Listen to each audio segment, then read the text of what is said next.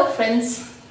Many of you requested a sequence to release the psoas or the front hip flexors of your body, and this is what we're going to do today. So many of our daily activities require us to flex our hips. So when we sit, we drive in our cars, sitting on our couches.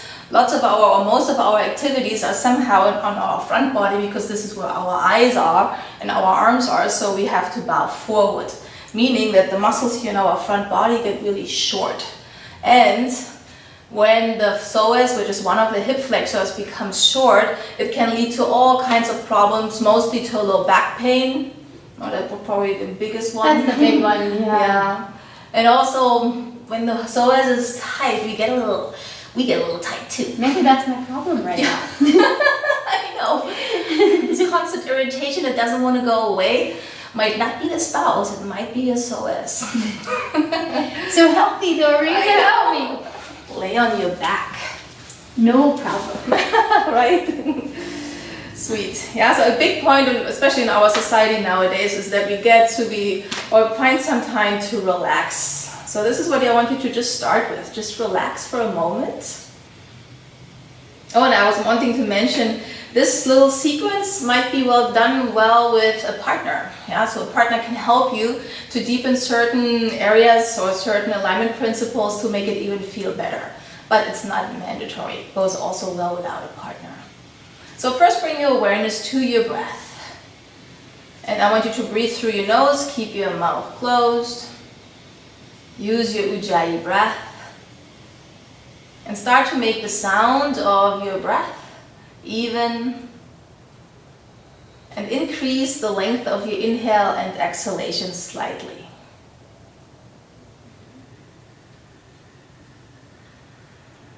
So, with your knees bent and your feet, they will start to be in the hip width apart position and parallel towards each other. And then create a slight curve in your lumbar spine. So I'm actually going to show it so that my hand could fit through here. There it is. So there is space between your lumbar spine and the floor. So first of all, over-exaggerate a little bit. Make the biggest curve you possibly can. And you notice the muscles on your back body start to tone for that. But then let it release a little bit so it just feels nice. You don't have to do too much work in order to maintain the curve. Good. This position will move your femur bones straight into your hip joints, which is very calming for your nervous system. So I'm going to emphasize this action. Yeah, so we're going to call this moving the femur bones back. Keep breathing. Yeah, so if you have a friend, let him push the knees, the thighs more back towards the hip joints. Otherwise, you just visualize. You have a friend? That's good. Good. And remember, we're working towards release. So, now, see if you can maintain the curve of your lumbar spine, but then straighten out your left leg. Is it your left leg? Oh, then I mean the right leg. That one. Left and right, not my, not my strength. So what I'm looking at here is that I can find Ashley's hip bones right here. It's a bony part. It's not the outer hips, so the bony protrusion. And this line goes right over the center of her knees and to the base of the second toe. So create a nice straight line. If you're not quite sure, you can look up because the foot has the tendency to turn out and the leg wants to be out there too. So now, lovingly tone your muscles. Yeah, so you start to lift your kneecap, you press your heels into the floor, so that the back and the front of your muscles are engaged.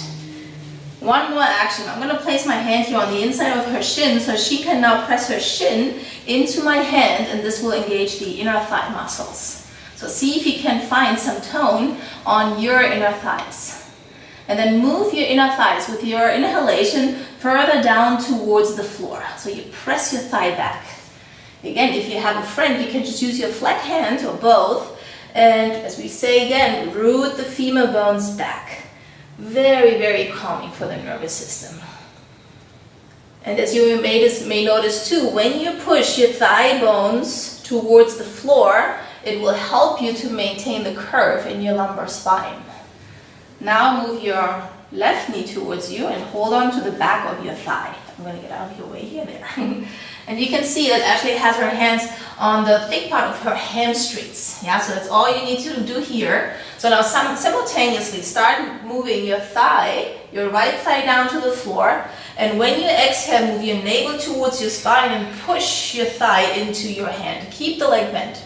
No need to straighten it right now. Now continue to breathe. Nice. For some of you, you won't feel a big stretch on your psoas yet, but it will start to release your psoas, your hip flexors, because you bring your hips back into a more optimal position. Good, and then release this leg down, foot down to the floor, and then extend your right leg and extend your left leg. Yeah, you're already there. So same again, hip with hip bone, center of the knee and base of your second toe on one line. She's checking, good. Connect back to your breath. And I like how Ashley, in the beginning here, places her hands on the belly so you can also observe your breath. So now tone the muscles of your legs again. And you can either visualize or have someone place the hand on the inside of your shin to tone your adductors, which are your inner thighs. See if you can get them further down to the floor so that your thighs, your femurs, are rooting into the back body. This will increase the curve of your low back. With your next exhalation, tone your low belly. There you go. And then pull your right knee towards your chest. 50% chance to say the right thing. As you exhale, you push your right thigh into your hands. And with every inhalation, remind yourself to root the opposite thigh back into the floor. Yeah, so again, we want to optimize the flow of energy within your body so that the nervous system can soften. And slowly release. Bend both legs. And with your next inhalation, step your right leg forward. Lower your back knee down to the floor and place both hands onto your front knee. So, bring your awareness to your back leg. Press your shin towards the midline until the inner thigh is toned. Now move the inner thigh towards the space behind you, like 2 or 3 inches. Literally move. So now the movement stops, but you maintain the action. Yeah, so the energy still is widening the pelvic floor and your femur bones can settle back. Your psoas attaches right here to the inner thigh. Then, as you exhale, lower your tailbone down and start to lift your low belly to balance it out. Good. And then reach your left arm up towards the sky. And we're just going to create a straight line for now. That's all you need. All you need. Can you learn to maintain the action of hugging in, back leg, engaging the inner thighs, and lifting the pelvic floor and the low belly? Now maybe if your body agrees with this, maybe bend your front knee a little bit more. As you exhale, inhale, get longer and lift your chest. And exhale, maybe sink a little deeper into your front knee. Good. As you exhale, lower the hands down to the floor. Step back to downward facing dog. She waited for her breath. Sweet. Now take the other leg forward. Lower the knee down to the floor. Place both hands onto your front knee. Nice. So first, settle. Remember again, what kind of attitude do you have to have when you want to release a muscle? Yeah, so it doesn't mean we don't push our boundaries. It's more, again, a different gentle approach to our practice. So bring your awareness to your back leg and squeeze your shin towards the midline and move your right inner thigh towards the space behind you. Movement will stop, the action maintains. Now as it exhales and lowers the tailbone down so there's length, but not flat. There's length in the lumbar spine, but I can still feel the curve here. Then you can reach your right arm up towards the sky. Sweet. She continues to breathe. Every time you inhale, you can emphasize rooting the thigh back. And every time you exhale, you can emphasize pulling the navel towards the spine because it already happens naturally. Then create length.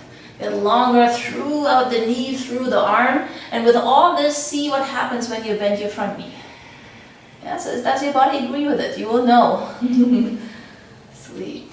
You should see how she waits for her exhale. Every movement, every action with the breath. With your next exhalation, lower the hands down to the floor. So you're strong, so you need to work hard. Push back to downward facing dog.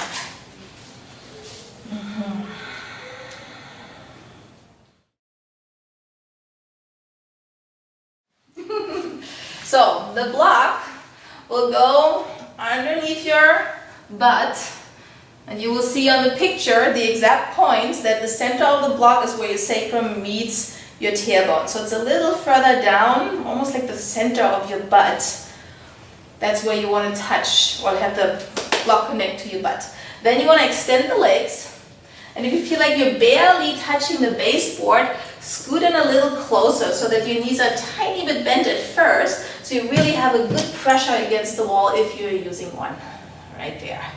Yeah, so this in itself right here is already a release for the psoas stretch because the front body is stretched. Yay! So we're going to use a strap to make this a little easier. Just loop the strap or whatever you have, your belt. Pull the right knee towards you. Here's your strap. Put the strap around. I know it's hard to reach on when the block is underneath there.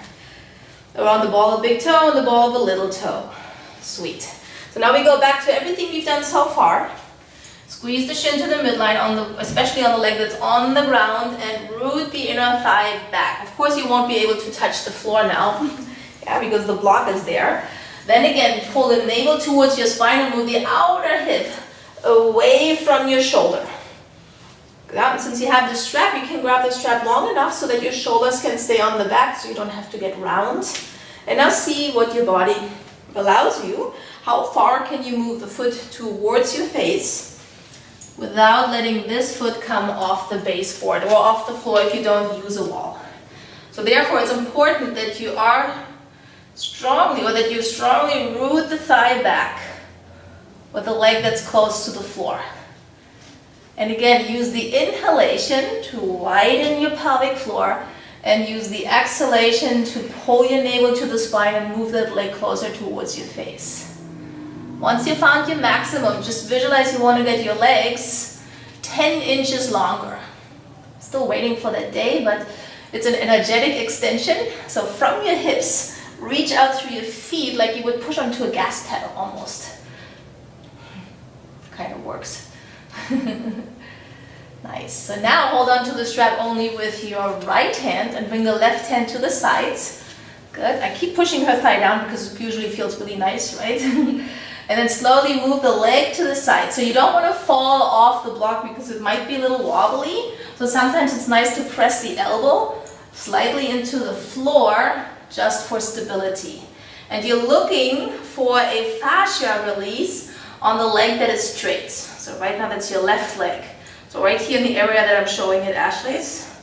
Yeah, so there. Sometimes it's nice if you watch the stuff first and then just rewind and do it with us. Good. Yeah, so in order to get this release, the inner thigh needs to stay toned and the energy needs to move down towards the floor. At the same time, the pelvic floor and the low belly needs to be toned. Create length again. Breathe.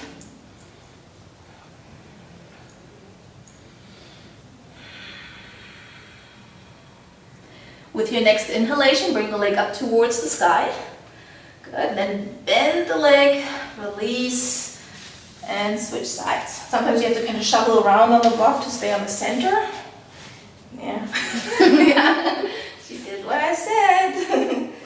And also make sure again that you still have enough pressure against the wall because it helps you to keep the leg down. Yeah, so that pushing into the baseboard will help you that the leg will not follow you and keeps your hips in a better position. So switch sides. Got it.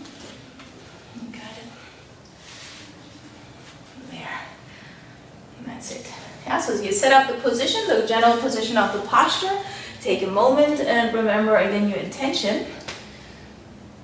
The gentle release of muscles within, or the gentle just finding some relief through this asana practice. So lovingly tone your muscles towards your bones and hug your shin to the midline. Bring your awareness first to the leg that's on the floor. Squeeze the shin to the midline and it feels like you want to move the inseams of your pants more down towards the mat. Then as you exhale, pelvic floor muscles tone, and your outer hip moves away from the shoulders. It creates like an external rotation in the leg that's up the wall. And only then now you can start to move your foot towards your face. Remember, when your body is optimally aligned, the nervous system is not in a fight and flight mode, it starts to release. Yeah, so the muscles will start to lengthen. So use there. This side is a little tighter. Yeah. And on another note, your psoas is a fight and flight muscle. It's like the first responder. If something happens that makes you afraid or you're fearful, you either want to run away or maybe kick someone, and that's the job of your psoas. Now slowly move the leg to the side, so protect yourself with your elbow and bring the other arm to the side. The problem in our society is news nowadays. They keep us in a state of a little bit of simmering fear all the time. So meaning the psoas is constantly it's reacting. Every time we think like, oh, I'm not safe, I'm scared, or whatever, the psoas will start to react to it, so therefore it becomes tight. So it's important that we take time to release our inner body. So inhale with your thigh back. As you exhale, pull your navel in and extend the leg that is on the side. Which side is it now? The left leg. Yeah, so if you're like me, again, there should be like a nice fascia release around this area. Again, very nice if you have a partner. Oh yeah, right. Sweet. Okay, here we go. Lift the leg up. Sweet, bend the knee. Sweet. Then bend both legs. And put the block in.